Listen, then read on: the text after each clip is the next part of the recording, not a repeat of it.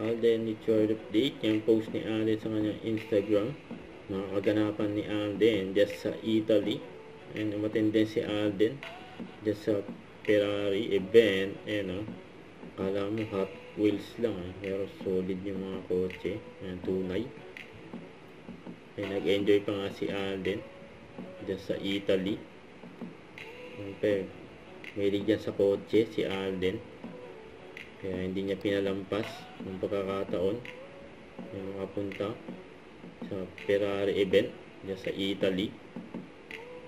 So, yung mga kotse sa kita pinag-store ni Alden. Ganda pa nga ng view.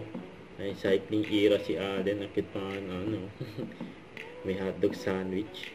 With cycling, that is something I can say na akin lang siya. Yung experience ko sa pagbabike, that's one thing I can say that is solely mine. The skills, the strength, my bicycle, it's only when I was cycling, parang the only thing that mattered was me, my bike, and the road ahead. But syempre, since I wanted to start my triathlon era next year, I'm gonna be breaking in the disciplines one by one this year. And then next year, I'll start training. I wanna do it slow. Ayoko siyang madalian kasi nga baka ma-half-baked. Fun. First time ko after 15 years magkaroon ulit ng classmates. Grabe. It's very surreal. At saka, kahit ako yung pinakamatanda sa batch namin, yung mindset ko naman is same wavelength sa kanila.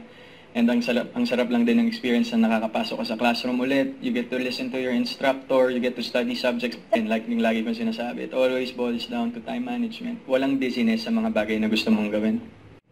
Don't forget to subscribe, click the notification bell for more updates. This is Lechord Reaction Vlog. Stay tuned for more videos. See ya.